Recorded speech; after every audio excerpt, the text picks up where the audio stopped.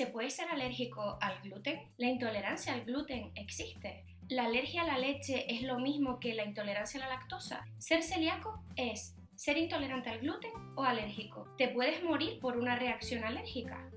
Todas estas preguntas las vamos a responder en el siguiente vídeo.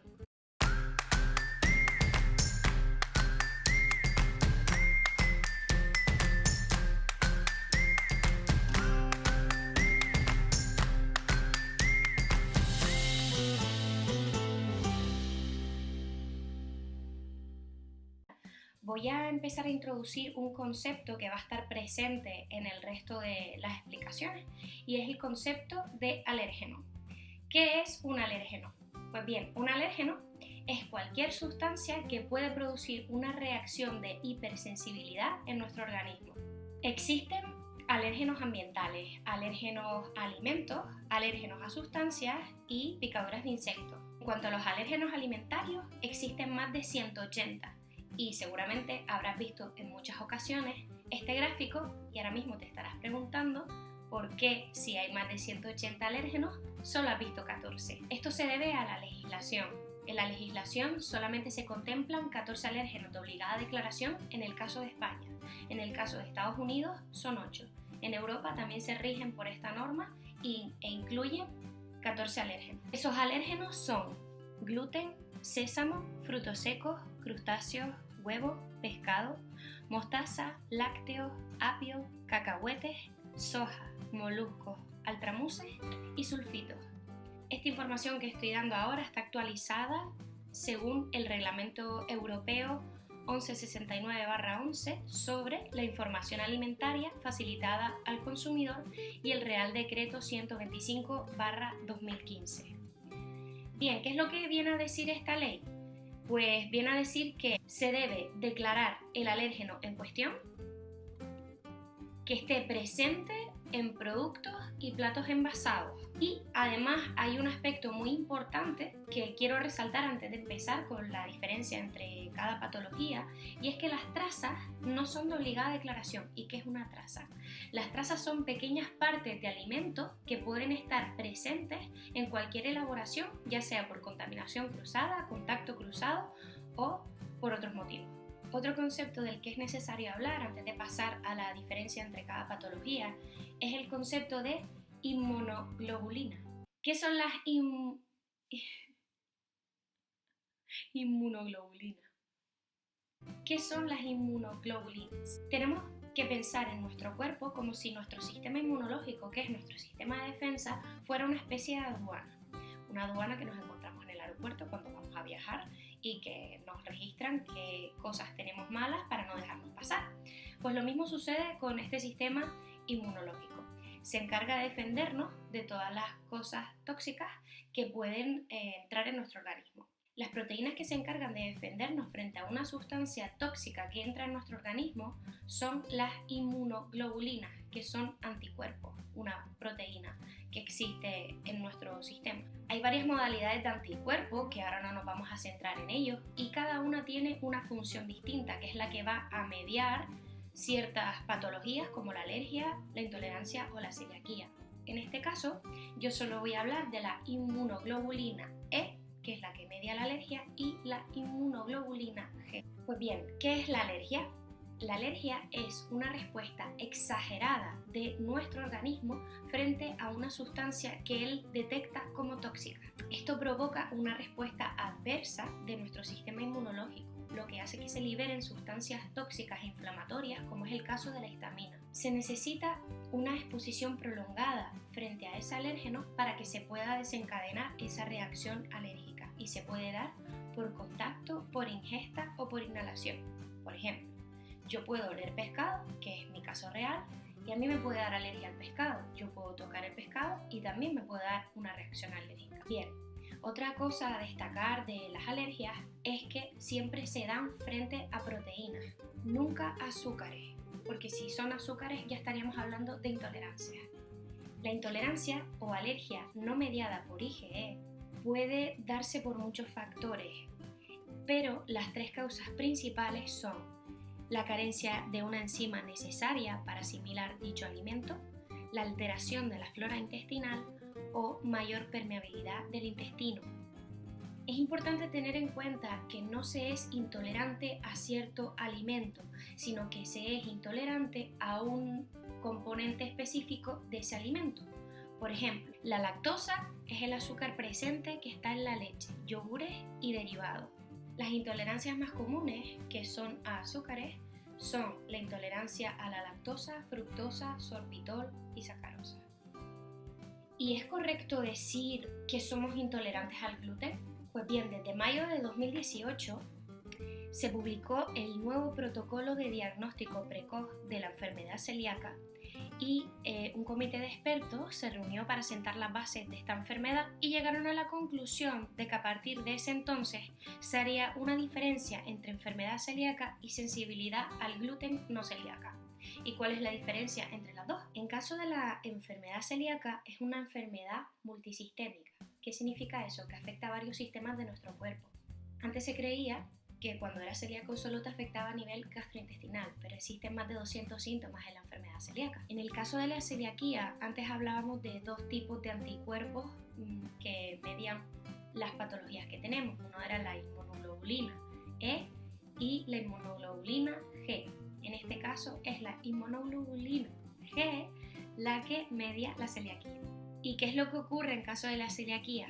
Pues que al digerir el gluten se genera una reacción que provoca que la mucosa del intestino de las personas con celiaquía se inflame porque no pueda tolerarlo bien y se produzca una destrucción de las vellosidades intestinales que ayudan a absorber a los nutrientes. ¿Qué es la sensibilidad al gluten no celíaca? Se dice que una persona tiene una sensibilidad al gluten cuando presenta unos síntomas digestivos y se le ha descartado la alergia al trigo y la enfermedad celíaca. La intolerancia al gluten, como así se decía antes, realmente se refería a esa intolerancia al gluten porque presentaba solamente, o se creía que solo presentaba síntomas gastrointestinales, pero al afectar a más sistemas se ha desestimado esa definición.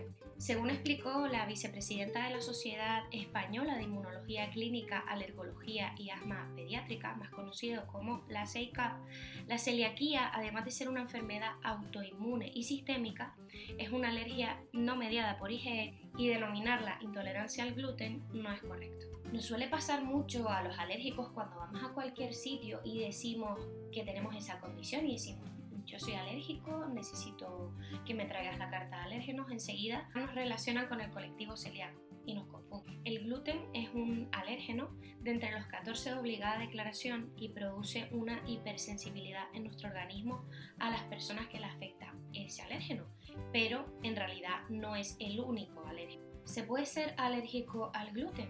Bien. Como vimos antes, en el protocolo de diagnóstico precoz de la celiaquía hay ciertos conceptos que vamos a explicar ahora. Entre ellos se encuentra la alergia al gluten, es una reacción de hipersensibilidad frente a una proteína específica que es el gluten. El trigo tiene muchas proteínas, entre ellas el gluten, que es la que tiene mayor presencia y es más potencialmente alergénica, pero existen otras proteínas dentro del trigo. Hay personas que son alérgicas al trigo porque al retirar el gluten de ese cereal, si se lo sigue comiendo y le da reacción, seguramente es alérgico a más proteínas que se encuentran presentes en el trigo. Es igual que ocurre en el caso del huevo, está la proteína que se encuentra en la clara y la proteína que se encuentra en la yema. Y hay personas que son alérgicas a la yema, otras personas que son alérgicas a la clara y personas que son alérgicas a las dos. Bien, como resumen a todo esto de la enfermedad celíaca, sensibilidad al gluten no celíaca, alergia al trigo, alergia al gluten, vamos a ver un pequeño resumen en el que vemos que la alergia al trigo es una reacción autoinmune y potencialmente mortal a todas las proteínas del trigo. La alergia al gluten es una reacción alérgica solo a una proteína específica de algún cereal, trigo u otros. Hay que decir que el gluten se puede encontrar presente en el trigo, en la avena, en la cebada, en el centeno, en el camut y en la espelta. Y en el caso de la avena, pues se puede dar por contaminación cruzada de los cultivos, no significa que esté presente íntegramente en ese cereal. ¿Qué es la enfermedad celíaca? Bueno, es un desorden genético y autoinmune. El consumo de gluten atrofia las vellosidades del intestino. Y la sensibilidad al gluten no celíaca no es una reacción autoinmune ni una reacción alérgica. Tiene síntomas en común con la enfermedad celíaca. Y la intolerancia al gluten, como hemos visto, no existe. Por lo menos ese concepto. Vale, y ahora, ¿cómo saber si soy alérgico, si soy intolerante o si tengo enfermedad celíaca? Vamos a hablar de síntomas. Aclarar también que todo esto lo tiene que diagnosticar un médico. La información que yo te estoy dando te puede servir para guiarte e ir al médico que te corresponda, pero solamente son ellos los que pueden diagnosticar lo que tienes. Las alergias pueden producir los siguientes síntomas, que pueden ser, como vimos antes, por ingesta, por contacto o por inhalación. Puedes tener picor, comezón, enrojecimiento de la piel, en las manos, en los pies, en los oídos, en la lengua, en la boca, en la garganta o donde haya estado presente el alérgeno. En este caso, por ejemplo, esto fue un beso que me dieron después de haber estado con un perro. Yo soy alérgica a los perros y esta fue la reacción cutánea que presentó mi piel. También se puede dar por estornudos, náuseas, vómitos seguidos del resto de síntomas. Urticarias, que son unas ronchas en la piel en forma de abones. La nariz taponada, sensación de malestar y picor en la garganta, falta de aire y dificultad para respirar y dolor abdominal y exceso de gases. Hay que decir que cuando se presentan 2 o más síntomas puede llegar a ser una anafilaxia, que es la reacción alérgica más grave. Estos síntomas en la alergia pueden darse de manera inmediata o un poco tardío, como a las 2 horas. En el caso de las intolerancias, son distintos los síntomas. Estos síntomas se producen solamente a nivel gastrointestinal y son los siguientes: distensión abdominal, que significa que la barriga se hincha e incluso parece una barriga de embarazo, como estamos viendo en esta foto. En mi caso, ahora mismo estoy viendo si tengo alguna patología relacionada con el consumo de gluten o trigo, porque me hace daño y se me queda la barriga así cada vez que lo como. ¿Cuáles son las pruebas que se deben hacer para detectar una alergia alimentaria? Bien, por lo menos en España, cuando alguien va al médico y dice quiero que me hagan las pruebas de alergia para saber si soy alérgico a algo, normalmente no te derivan a un especialista. Tienes que haber tenido una reacción, haber ido al hospital o algo que sospeche que tú tienes una alergia. Si es la primera vez que vas al médico porque has tenido alguna sintomatología antes mencionada, el médico te tiene que derivar al médico especialista, que en este caso sería un alergólogo. Un alergólogo, para descartar la alergia, tendría que hacer distintas pruebas, entre ellas, primero una historia clínica del paciente específica, desde preguntarte qué alimentos consumes regularmente, cómo es tu estilo de vida, entre otras muchísimas preguntas que necesita para valorar tu caso concreto. Luego hay un test cutáneo o prick test, en el que se pone una muestra de distintos alérgenos en el brazo y se pica con una lanceta para que el alérgeno entre en contacto con tu piel y se vea la reacción que hace. Para contrastar esta prueba se hace una analítica para ver el nivel de inmunoglobulina específica de cada alimento y comparar los síntomas que se ha tenido en el prick test y los anticuerpos que están generados en sangre. Cuando se tienen dudas con estas 2 pruebas, se puede hacer una tercera prueba, que es la prueba de exposición o tolerancia, en la que te dan ese alimento al que crees que tienes alergia para poder ver tu reacción. Para saber si tenemos algún tipo de intolerancia, como vimos las más comunes, que son la lactosa, fructosa y sorbitol, se tienen que hacer a través de un test genético y un examen que se llama el test de nitrógeno expirado, y son las únicas que están validadas científicamente, por lo menos en España. Quizás hayas oído hablar muchas veces de estos test de intolerancia que se hacen en las farmacias o test de inflamación alimentaria. Bien, esos test no tienen ninguna validez científica. Yo una vez me hice uno de 700 alimentos y acabé más amargada de lo que estaba y no tiene ninguna validez.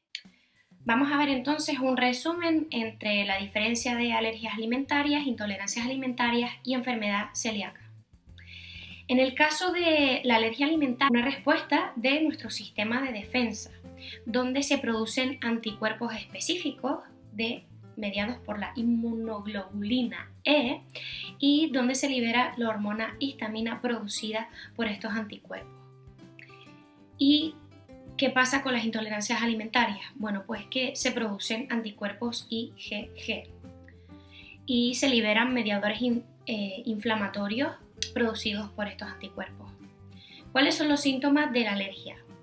Son síntomas inmediatos, menos de 2 horas, respiratorios, digestivos, atópicos, y en el caso de las intolerancias alimentarias suele ser entre 2 horas y 48 horas y solamente afectan al sistema digestivo. ¿Cuál es el diagnóstico?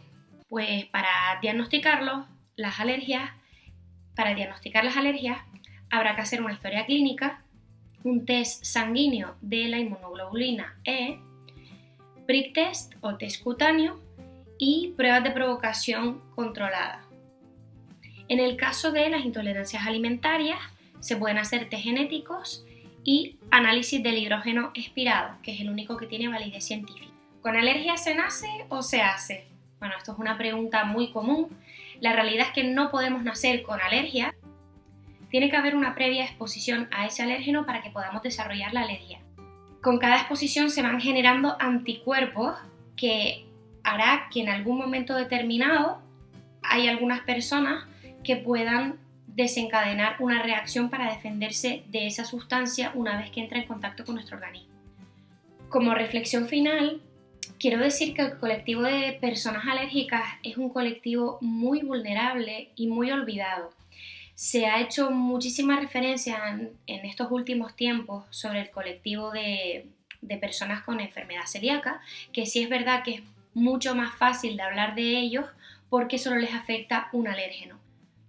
En el caso de las personas alérgicas es mucho más difícil encasillarnos porque nos pueden afectar hasta 180 alérgenos y además nos podemos morir ante el contacto, ingesta o inhalación de estos alérgenos. Yo pido un favor y un llamado a las personas que no tienen ninguna alergia, intolerancia o enfermedad celíaca y van a cualquier lugar y dicen que lo tienen para que no le pongan ciertos alimentos en su comida. Cuando haces eso nos está faltando el respeto y estamos perdiendo credibilidad.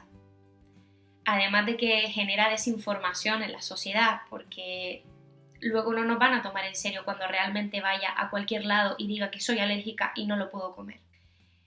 La inclusión alimentaria, al fin y al cabo, es cosa de todos. Y tú, aunque no seas ni alérgico, ni intolerante, ni celíaco, puedes mostrar respeto por nosotros, por todos los colectivos vulnerables y porque dejemos de lanzar mitos que no son reales.